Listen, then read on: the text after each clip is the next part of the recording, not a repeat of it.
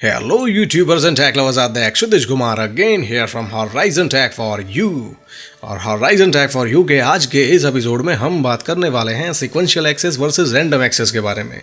हमारे बहुत सारे सब्सक्राइबर्स पिछले कुछ दिनों से ऐसे कंप्यूटर के बेसिक क्वेश्चंस मुझसे पूछ रहे हैं कि सर रैंडम एक्सेस मेमोरी यानी कि रैम, उसको रैंडम एक्सेस मेमोरी क्यों कहा जाता है, इसका ये जो नाम है वो क्या, उसका मीनिंग क्या है, ये नाम कैसे पड़ा।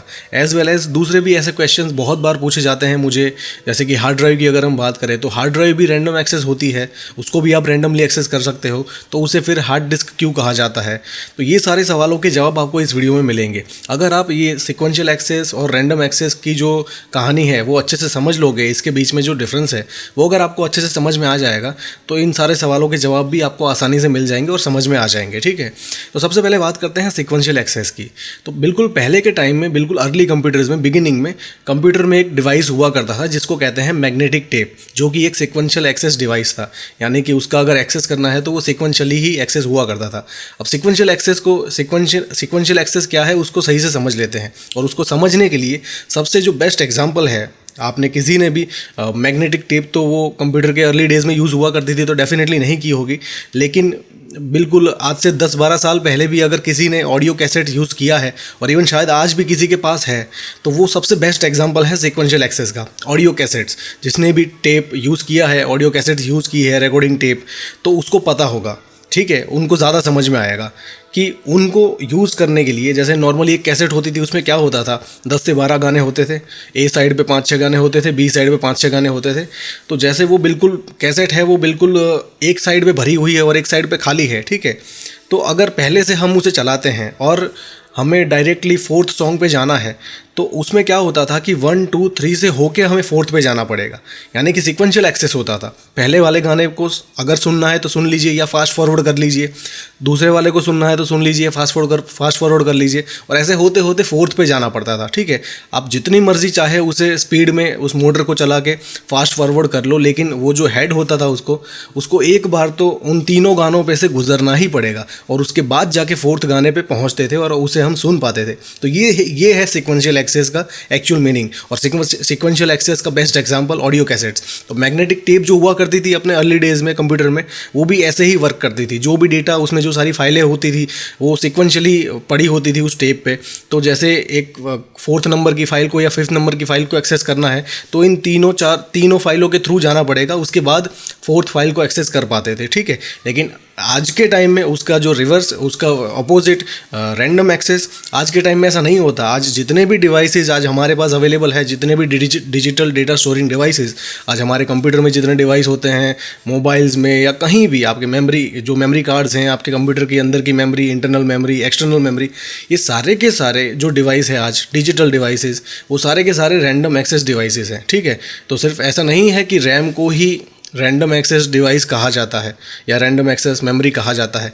ये सारे के सारे डिवाइस हैं, जितने भी हार्ड ड्राइव कह लीजिए, हमारी पेन ड्राइव्स है, थंब ड्राइव्स है, या कोई भी ड्राइव, SSD, SSHD, जितनी भी ड्राइव्स आज अवेलेबल है, digital data storing devices available है, वो सारे के सारे रैंडम एक्सेस हैं। उन सब को आप रैंडम एक्सेस मेमोरी कंसिडर कर सकते हो, क्योंकि इन सब में अगर आपको किसी फाइल को एक्सेस करना है, फॉर एग्जांपल फ़ोन का एग्जांपल ले, तो जैसे उसी सॉन्ग्स का एग्जांपल लेंगे, अगर आपके मोबाइल में सॉन्ग्स अवेलेबल होंगे, पड़े होंगे सबके मोबाइल में, आपको कोई भी सॉन्ग प्ले करना है, जैसे 4th नंबर का कोई सॉन्ग है पूरे एल्बम में, ठीक है, 12 गाने हैं अगर उस एल्बम में, 4th नंबर का सॉन्ग प्ले करना है, तो डायरेक्टली आप उस फाइल पर क्लिक करके उस 4th नंबर के सॉन्ग को प्ले कर सकते हो। ऐसा नहीं है कि आपको पहले के 3 सुनने पड़ेंगे, उसके बाद ही 4th आएगा। ठीक है, और फास्ट फॉरवर्ड ऐसा कुछ भी करने की ज़रूरत नहीं है, सीधा आप उस फाइल को डबल क्लिक करके ओपन कर सकते हो। तो ये है रैंडम एक्सेस, ये रैंडम एक्सेस का एग्जाम्पल है। ठीक है, तो आज की जितने भी डिवाइस हैं, चाहे वो आपकी रैम है, आपकी हार्ड ड्राइव है, SSD है, SSHD है, मेमोरी कार्ड है, पेन ड्राइव है, कोई भी ड्राइव, कोई भी डिजिटल डेटा स्टोरिंग डिवाइस आज का, वो सारे के सारे रैंडम एक्सेस होते हैं।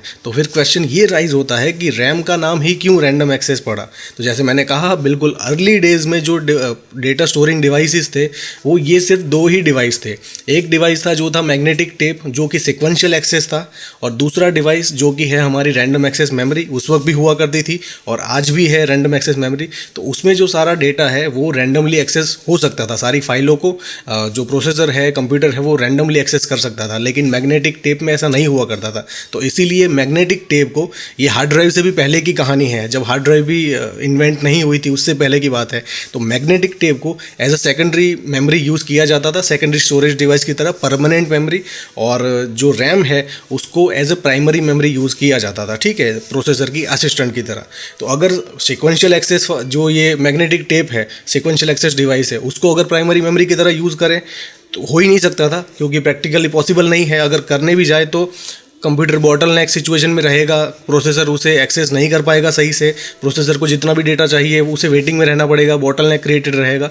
तो ऐसा सब ना हो, इसलिए एक ऐसा रैम जैसा डिवाइस भी इन्वेंट किया गया, जिसे कहते हैं रैंडम एक्सेस डिवाइस। और दूसरा जो डिवाइस था उस वक्त, ये सारे नाम उस वक्त रखे गए थे, उस वक्त पड़े थे, इसीलिए ये आज भी चले आ रहे हैं। तो रैम को रैंडम एक्सेस इसीलिए कहा जाता है क्योंकि उसके सामने जो डिवाइस था दूसरा, वो था सिक्वेंशियल एक्सेस, मैग्नेटिक टेप, ठीक है। तो आज जितने भी डिवाइस हैं उनको भी आप एज अ रैंडम एक्सेस, जैसे बहुत सारे यूजर्स ने मुझसे पूछा है कि सर हार्ड ड्राइव को भी हम रैंडमली एक्सेस कर सकते हैं, तो डेफिनेटली ट्रू, आप कर सकते हो, उसे भी आप रैंडम एक्सेस मेमोरी कंसीडर कर सकते हो, ठीक है। लेकिन आज जब कभी भी ये रैम का नाम रैम क्यों पड़ गया, क्योंकि रैम, अब जब कभी भी रैंडम एक्सेस की बात आती है, कहीं भी कॉन्सेप्ट का जिक्र होता है, तो सीधा हमारे दिमाग में रैम का ही ख्याल आता है, ठीक है। लेकिन ये नाम भी थोड़ा अधूरा है। अगर आप सही से इसे प्रोनाउंस करना चाहो रैम को, तो इसका एक्चुअल नाम है रैंडम एक्सेस वॉलेटाइल मेमोरी। और ये जो हार्ड ड्राइव्स और एसएसडीज और जो भी सेकेंडरी मेमोरी स्टोरेज होते हैं, उनको कहते हैं random access non volatile memory, ठीक है।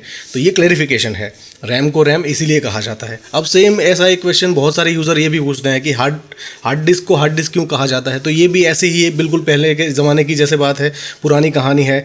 हार्ड डिस्क जब इन्वेंट हुई उससे पहले एक डिस्क हुआ करती थी जिसे कहते हैं सॉफ्ट डिस्क, फ्लॉपी ड्राइव, ठीक है। तो हार्ड डिस्क के पहले वो यूज़ हुआ करती थी कंप्यूटर में as a data storing, data store करने के लिए, ठीक है। बिल्कुल अर्ली डेज़ की बात कर रहा हूँ। तब उसके सामने जब फ्लॉपी डिस्क थी वो बहुत सॉफ्ट थी, जिसने यूज़ की होगी उसको पता होगा।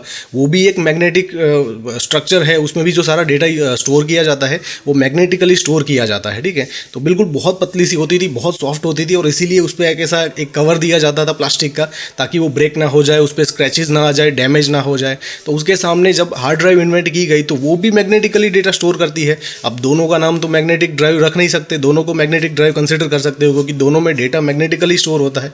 लेकिन इसे हार्ड डिस्क कहा गया क्योंकि इसमें जो डिस्क होती है हार्ड डिस्क ड्राइव में, वो थोड़ी सी इसके मुकाबले, फ्लॉपी के मुकाबले हार्ड होती है। और हार्ड ड्राइव अगर आपने देखी होगी तो इसीलिए इसे हार्ड ड्राइव कहा जाता है, ठीक है। इसके पीछे का लॉजिक ये है।